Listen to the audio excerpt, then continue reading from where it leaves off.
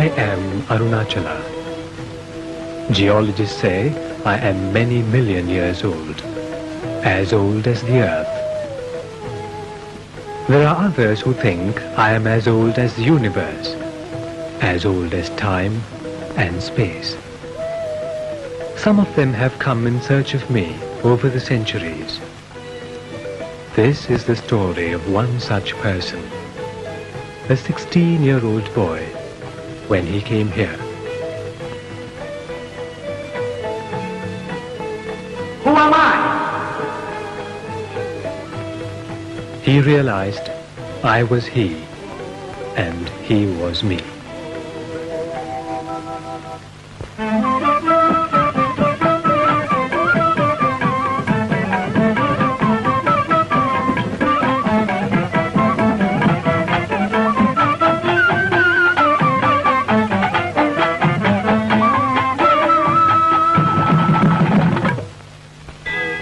The Tiruvannamalai township and temple are on the foothills of Arunachala in Tamil Nadu.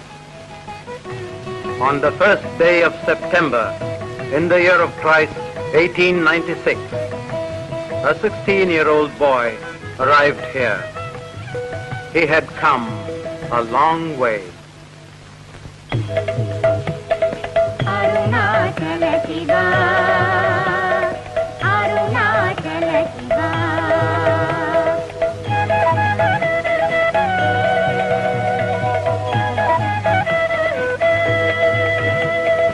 Arunachala Shiva,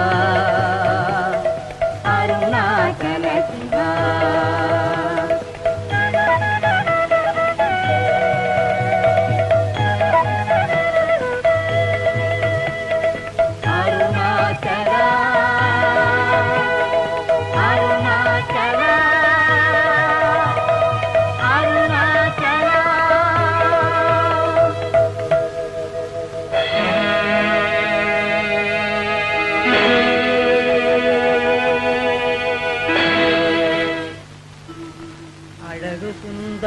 போலகமும் நீயுமுற்று அபிநமாயிருப்போம் Arunachala. தூய் மனமொழியற் தோயுமுன் மெய்யகன் தோயவே அருளென் Arunachala.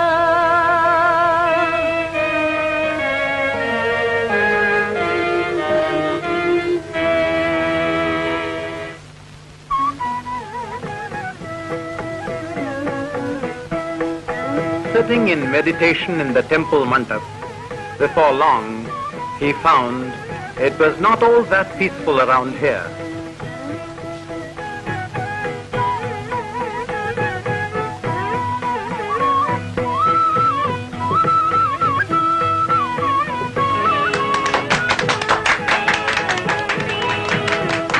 The boy then discovered for himself an underground cellar in the mandap.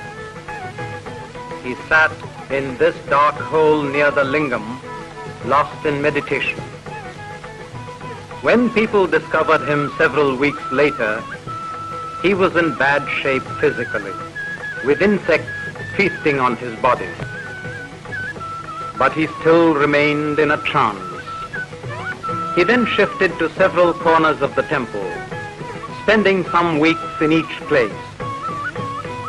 He had not spoken a single word to anybody since he had arrived in Tiruvannamalai. However, shortly after he shifted to a small temple on the outskirts of the town, he began to communicate. He wrote out answers to devotees' questions. It was during these sessions that the boy's earthly identity was revealed.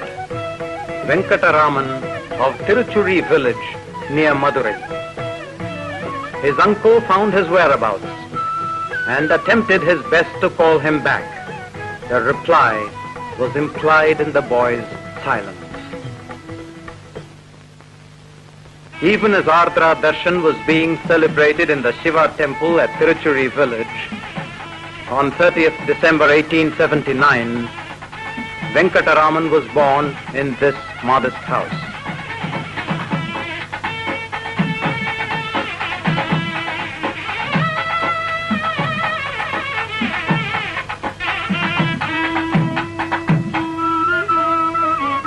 Venkataraman was hardly 12. His father, Sundaram Iyer, an unlicensed pleader in the local court, passed away. With his elder brother, Venkataraman shifted to Madurai, to his uncle's house.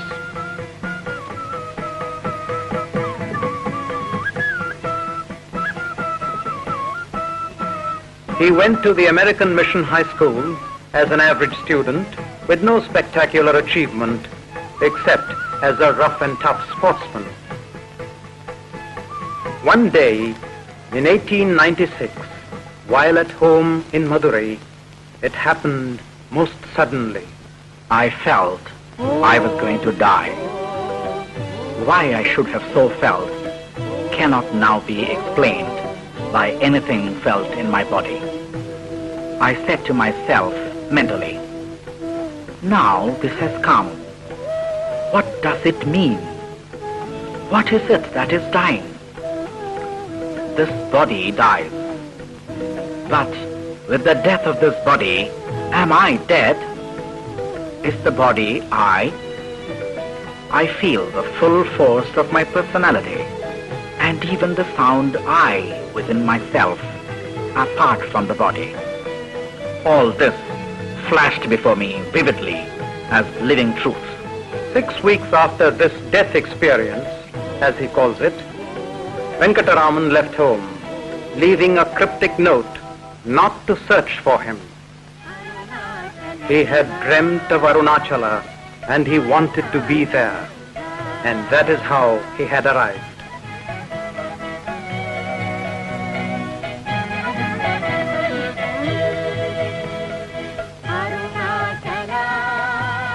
Soon after the uncle left Tiruvannamalai, the young sage moved his residence to another small temple on a hillock.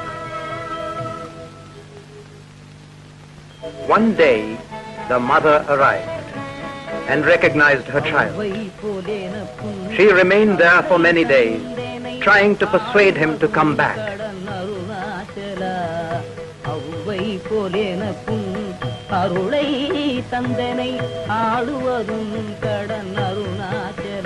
But she had to go back alone.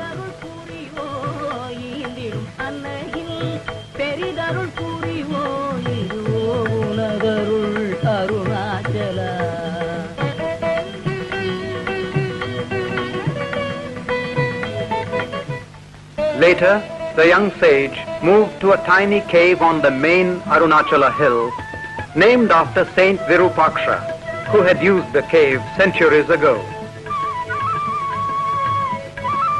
This cave became his residence for several years.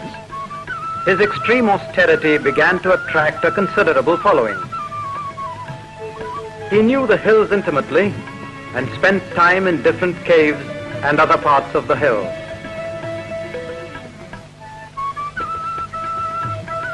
For 3 years since his arrival in Tiruvannamalai, he had remained silent. And now a new phase started, when in response to ardent devotees' requests, he began to talk, sometimes giving discourses. Some of the devotees preserved these manuscripts, which were later published in various languages. A renowned Sanskrit poet and scholar, Ganapati Muni, by a sudden instinct, rushed and climbed the hill to meet the young sage of whom he had heard. The meeting and the advice received from the youth deeply touched the scholar.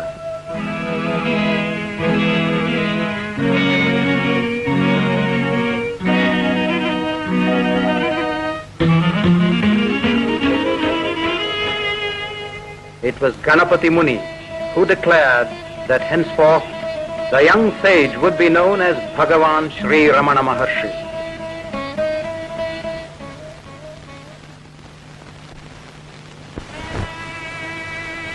As disciples came from far and near, the word spread.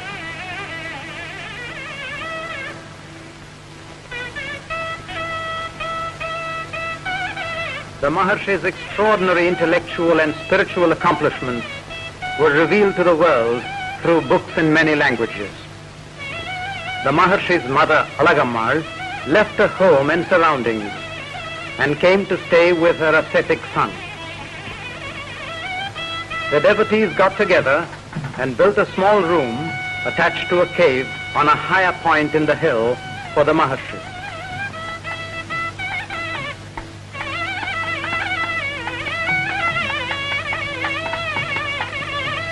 From 1916, for about 7 years, Skandashramam became the Maharshi's abode.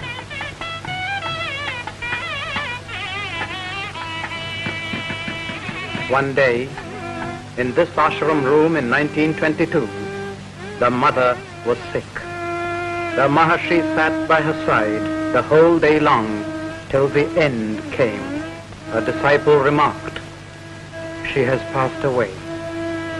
The Maharshi corrected, "No, she has been absorbed." A modest thatched roof samadhi was built for the mother on the foot of the hill, which later developed as a temple and as the nucleus of the Ramanashramam.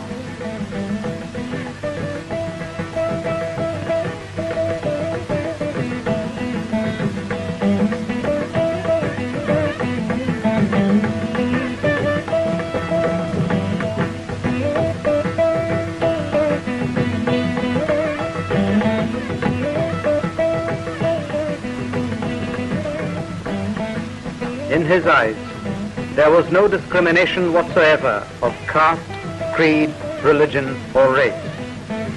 He was accessible to anyone who came to him.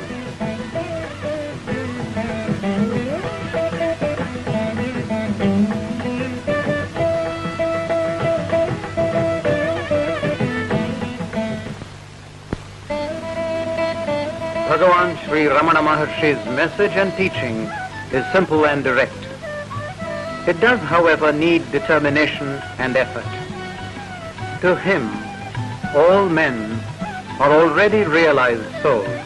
You have to merely remove the ignorance of not knowing yourself. The realization of the self, which is distinct from the body and the ego, can be achieved here and now by unswerving self-inquiry with the question, "Who am I?" There is no presupposition regarding the answer. The question, asked in right earnestness over a period of time, leads to realization. The Maharshi had less use for theoretical abstraction. As you cannot learn swimming by postal tuition, you cannot pursue spiritual inquiry by philosophical conceptualization. It has to be by direct practice of self-inquiry, leading to an experiential understanding of reality. The Maharshi arrived at such an understanding without the influence of textbooks, old or new.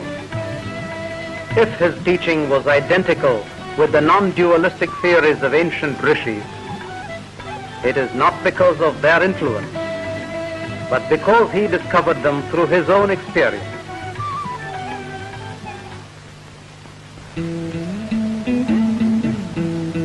Indeed, Bhagavan's grace extended beyond the human family. His identification and rapport was with all living things. Peacocks, cows, monkeys, dogs, and even snakes on the hillock treated him as a natural master, coming to him to play and receive eatables from him.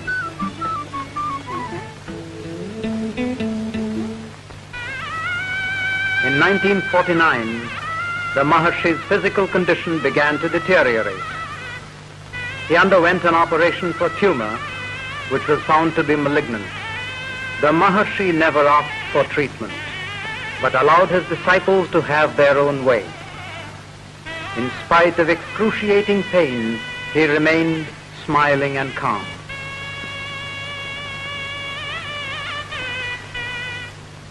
On 14th April 1950, he attained Mahasamadhi. Ramanam Bhajegam, Ramanam Bhajegam. Exactly at the time of his Mahasamadhi, the observatory reported an unidentified meteor. The sparkling, radiant meteor flying across the sky was noticed and reported by several thousand people all over South India.